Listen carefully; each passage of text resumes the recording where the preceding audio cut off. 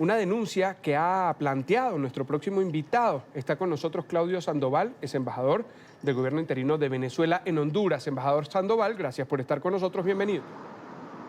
Gracias por darnos el espacio para ampliar la denuncia. ¿Qué es lo que está ocurriendo y cómo se detecta en Centroamérica esta ruta del narcotráfico que es planteada, es llevada adelante, es ejecutada por el Cartel de los Soles según las últimas investigaciones? ¿Y de dónde sale? Muy bien, lo que está ocurriendo es que el 80% de narcóticos que pasa o que va hacia Estados Unidos pasa por Honduras. El 80%. Ahora bien, el 100%, la totalidad de la droga que llega a Honduras por vía aérea proviene de Venezuela. De manera que estoy compartiendo con usted dos datos impactantes, dos datos que se extraen de un encuentro trilateral, es decir, entre las autoridades del gobierno de los Estados Unidos, entre las autoridades del gobierno de Honduras y por Venezuela. La representación recayó en mi persona como embajador del gobierno legítimo de Venezuela ante Honduras. En este encuentro trilateral se plantearon diversas, digamos, estadísticas, datos y de cómo podríamos entonces ponerle coto a este asunto, cómo podríamos coordinar, cooperar para entonces atacar ese flagelo.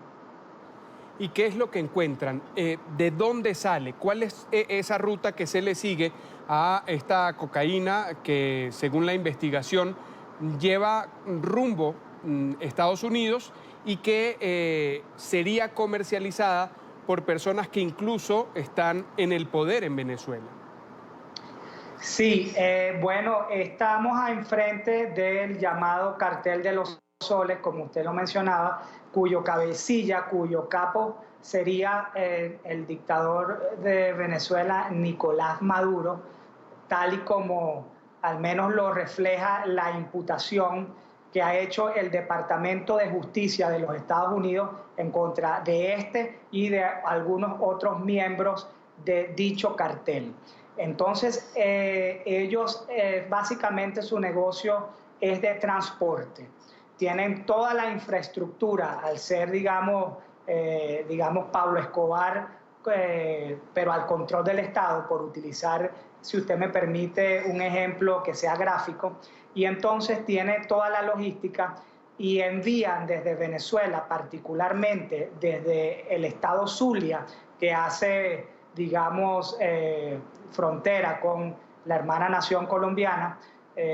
Entonces de allí salen todos los vuelos o la mayoría de los vuelos hacia Centroamérica.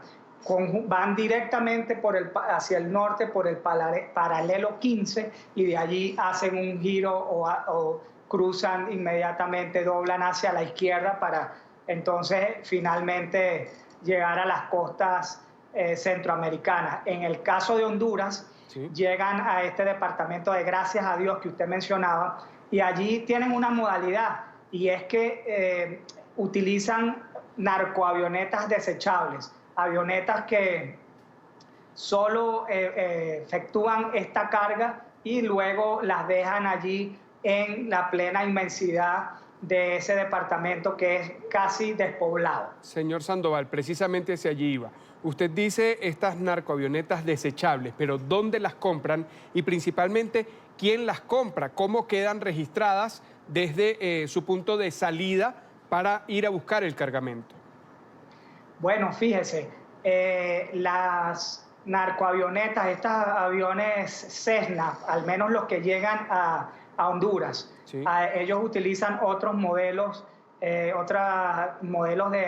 aeronaves para otros destinos, pero en lo que respecta a Honduras, estos son aviones que provienen en su mayoría, por no decir todos, del mercado de subastas de Estados Unidos. Ya son aviones que han cumplido prácticamente su vida útil en los Estados Unidos, pueden valer alrededor, por ejemplo, que esté casi ya lista para su último vuelo, $600,000 o menos. Entonces calcule usted, estos Cessna pueden llevar entre 500 a 600 kilos, pero hagamos un cálculo básico. 500 kilos en Nueva York, podríamos decir que son $25,000, $24,000 el kilo. Si nos multiplicamos esos 500 kilos por 24,000, estamos hablando de más de $12 millones, razón por la cual es muy beneficioso, es muy rentable comprar estas avionetas que van a hacer su último vuelo, y entonces es menos del 6% de la carga total, del valor de la carga total, y luego entonces las dejan allí abandonadas, las queman o le dañan el fuselaje para evitar lo que usted está preguntando, el rastro concreto de la aeronave.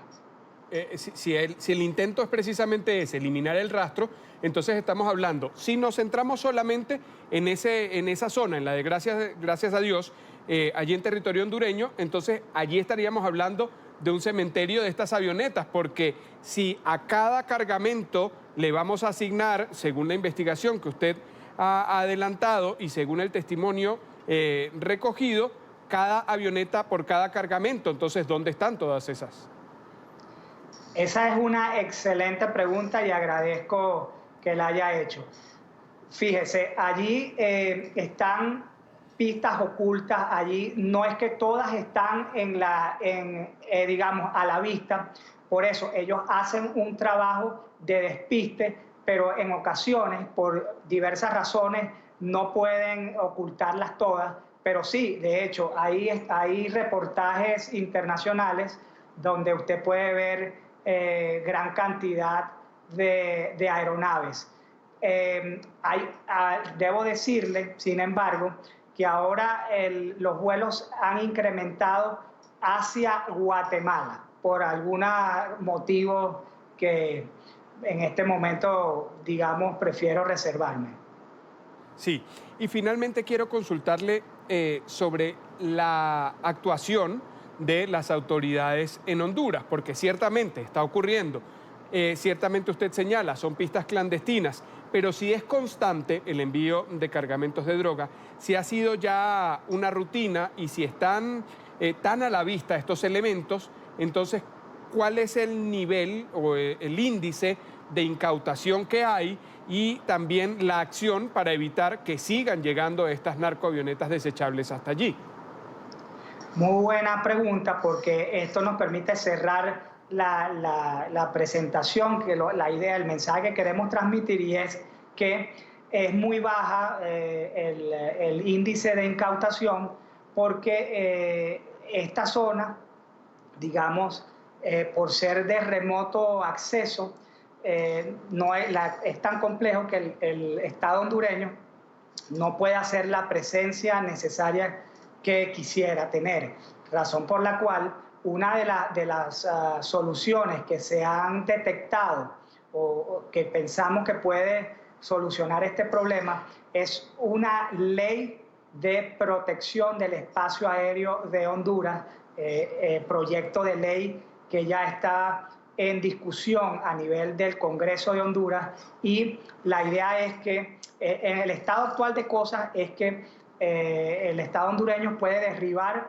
a cualquier aeronave que esté surcando ilegalmente el espacio de Honduras. Bueno, la idea de esta ley es hacer lo contrario, es decir, que se prohíba el derribo de aeronaves. Entonces, con eso se permitiría que podamos compartir información clave que dé con los rastros, incluso desde la salida de Venezuela hacia Honduras, y de esta manera entonces se puedan hacer las incautaciones y se pueda proceder a los arrestos y las investigaciones penales conducentes. Con el estado actual de cosas es muy difícil la incautación, pero también, como le digo, está a la vista el cementerio, eso está publicitado, o digamos, está reportado en diversos trabajos periodísticos y nosotros lo hemos visto en el sitio, pero tampoco es tan obvio que ellos van a dejar todos los narcoaviones desechables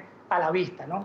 Pero hay un dato que no me queda claro, y es, entonces cuando llega allí, si no puede ser efectivamente incautado, finalmente llega entonces a Estados Unidos. El cometido de esta estructura narcocriminal es logrado finalmente. Estamos hablando de un negocio de 40.000 millones de dólares al año, alrededor. Que permite entonces mantener ese cementerio quizás tapado. Esperemos que no por mucho tiempo, embajador Claudio Sandoval. Gracias por la información, por compartir estos datos y esta investigación que ha llevado adelante incluso con las autoridades hondureñas. Claudio Sandoval, embajador del gobierno interino de Venezuela en Honduras. Gracias por haber estado con nosotros. A usted. Saludos a su audiencia. Hasta pronto. Y a propósito